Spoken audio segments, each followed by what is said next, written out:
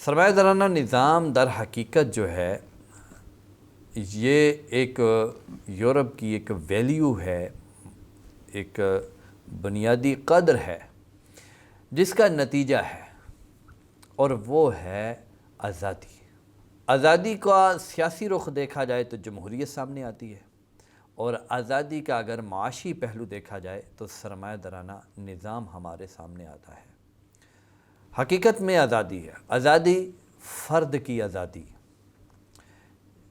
شخصی آزادی، یہ وہ نظریہ ہے جس کے یہ سارے نتائج ہیں سیاسی اور معاشی طور پر۔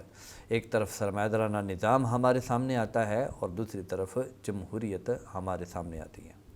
سرمایہ دارانہ نظام جو ہے در حقیقت اس کی اساس، اس کی سپرٹ جو چیز ہے وہ شخصی آزادی ہے اور انفرادی ملکیت ہے، نجی ملکیت جو ہے، یہ سرمایہ دارانہ نظام کی بیس ہے، اس کی سپرٹ کہہ لیں آپ۔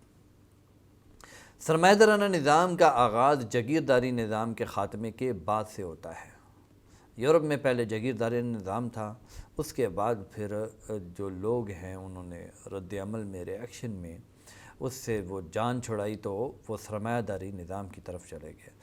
جاگیرداری دور میں ہر ایک کو جکڑا گیا تھا، نقل مکانی نہیں ہوتی تھی، لوگ غلام ہوتے تھے اور ریاستیں بنی ہوتی تھیں اسٹیٹ ود ان اسٹیٹ، اور پھر لوگ جو ہیں وہ آزادی سے محروم تھے۔ تو آزادی کی طرف جب لوگوں نے پیش رفت کرنا شروع کی تو نتیجے میں معاشی طور پر کیپٹلزم ہمارے سامنے آتا ہے۔